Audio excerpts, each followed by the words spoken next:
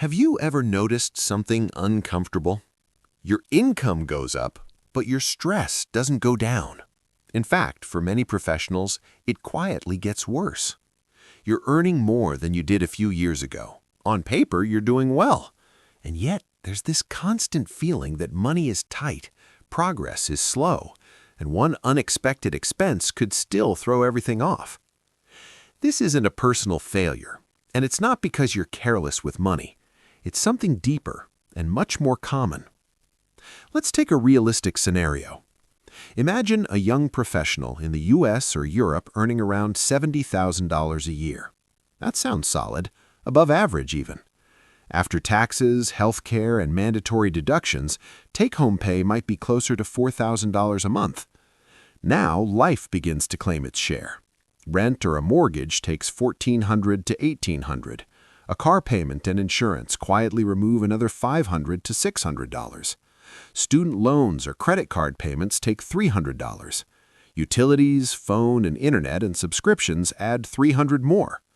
Before groceries, before savings, before enjoying life, more than 70% of income is already spoken for. And this is where the confusion begins, because none of these choices felt irresponsible. They felt normal. Here's the hidden mistake most people don't see. As income rises, fixed commitments rise with it. Not luxuries, not indulgence, commitments. A slightly better apartment, a newer car, a more adult lifestyle that signals stability and success. The problem isn't spending more, it's locking future income into permanent obligations. Every raise quietly becomes pre-spent. Let's look at simple math. A $600 car payment doesn't feel dramatic, but over 5 years, that's $36,000 after-tax dollars. To afford that comfortably, you might need to earn $50,000 pre-tax just to cover the car alone. And that's one line item. Multiply this across housing, debt, and lifestyle expectations, and suddenly a good salary is just keeping the machine running. This is why earning more often doesn't create relief. It creates fragility. Now comes the psychological part. Humans don't measure wealth by numbers. We measure it by comparison and identity. We don't ask, can I afford this long term?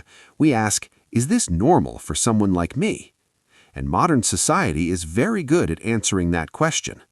If your peers upgrade, you feel pressure to upgrade. If everyone finances, debt feels harmless. If comfort increases, downsizing feels like failure. So people optimize for looking stable, not being resilient. No one teaches you that freedom isn't visible. The long-term impact shows up quietly. Savings grow slowly. Investments stay inconsistent. Risk tolerance drops. People become afraid of change, changing jobs, taking time off, starting something new, not because they lack ambition, but because their fixed costs demand certainty. High income, low flexibility.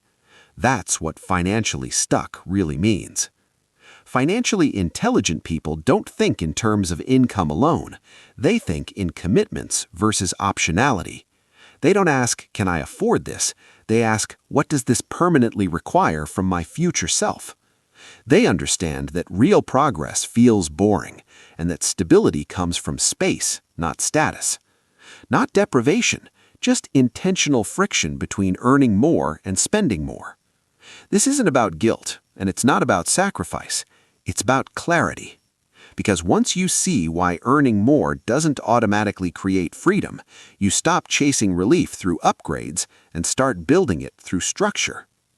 If this way of thinking helped you see money a little more clearly, you might want to subscribe. That's all.